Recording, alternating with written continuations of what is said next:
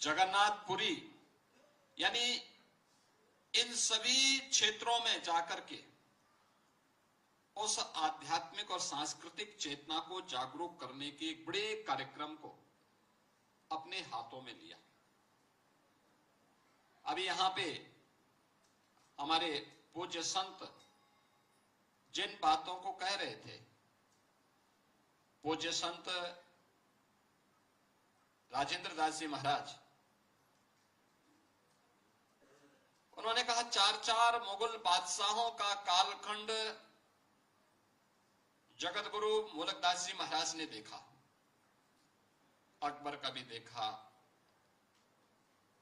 जहांगीर का भी देखा, शाहजहां का भी देखा, औरंगजेब का भी देखा। उस समय की क्रूरता को भी देखा।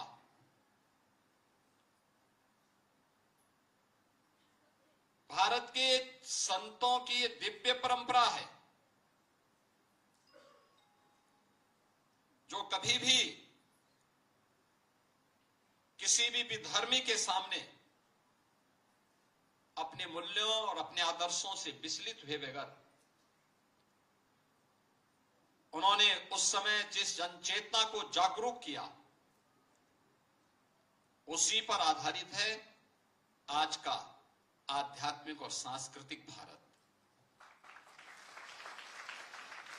हम जब चर्चा करते हैं संत तुलसीदास जी का, ऐसा नहीं कि तुलसीदास जी को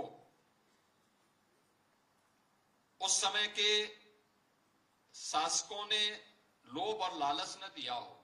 अकबर ने बहुत प्रयास किया, बहुत प्रयास किया। उस समय के तमाम अन्य उनके नौरत्नों में से बहुत सारे लोग थे जो उनको लालच देकर के वहां लेके आना चाहते थे, अकबर के पास ले जाना चाहते थे, मुगल बादशाहों के पास ले जाना चाहते थे। लेकिन तुलसीदास जी ने तो एक ही बात कही थी, उन्होंने कहा नहीं, बादशाह कौन होता है मैं नहीं जानता, हम बादशाह को नहीं पहचानते। उन्होंने कहा भारत का राजा, उन्होंने कहा भारत का राजा तो एक ही है। याद करिए, आज भी जब हमारे यहाँ रामलीलाओं का आयोजन होता है ना, रामलीलाओं में हम एक ही बात कहते हैं, बोलो राजा रामचंद्र की। ये किसी और ने नहीं, मुगल कालखंड में नारा दिया था संत तुलसीदास जी महाराज ने। यानी भारत का राजा कोई विधर्मी नहीं हो सकता, भारत का एक ही राजा है और वह सनातन राजा है और वह राम है, राम के अलावा और कोई नहीं। पावन बेझिझक उनको कोई जागीर नहीं चाहिए।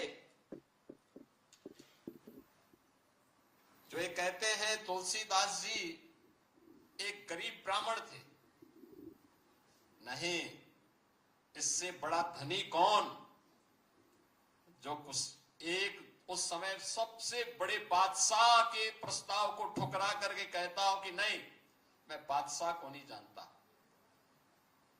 मैं तो एक ही राजा को जानता हूं और वह भारत का राजा है, सनातन राजा है और वह राम है। और रामलीलाओं के आयोजन के माध्यम से उन्होंने भारत के अंदर जिस जनचेतना को जागरूक किया था, वह हर भारतीय के लिए एक नई प्रेरणा बनी। आज भी आप देखते होंगे, हम देखते हैं कोई पिक्चर बनती है, 2 दिन 4 दिन 10 दिन 15 दिन चली, उसके बाद लोग भूल जाते हैं। भारत की यह दिव्य चेतना है और आध्यात्मिक प्रभाव है और सांस्कृतिक प्रभाव।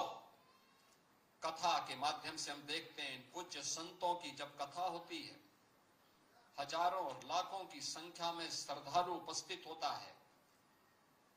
हर व्यक्ति को मालूम है इस प्रसंग के बाद क्या होने वाला है, लेकिन तब भी चूंकि वह कथा भारत की कथा होती है, चाहे वह श्री राम कथा हो, श्रीमद् भागवत महापुराण की कथा हो, शिव महापुराण की कथा हो, हर भारतीय जानता है, हर सनातन धर्मावलंबी जानता है, जानता है कि इस प्रसंग के बाद कौन सा प्रसंग आने वाला है, लेकिन वह इस सब के बावजूद कथा में और उसके प्रसंगों के साथ, समसामयिक प्रसंगों के साथ जोड़ करके जब कोई कथा व्यास उस कथा को और भी मजबूती के साथ प्रस्तुत करता है,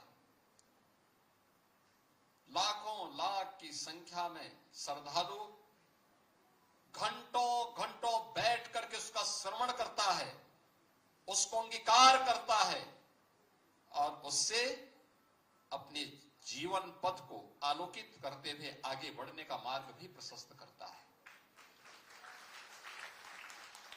हम लोग देखते हैं अक्टूबर के बाद से लेकर के दिसंबर तक उत्तर भारत के हर गांव में देर सायंकाल से लेकर के देर रात्रि तक रामलीलाओं का आयोजन होता है।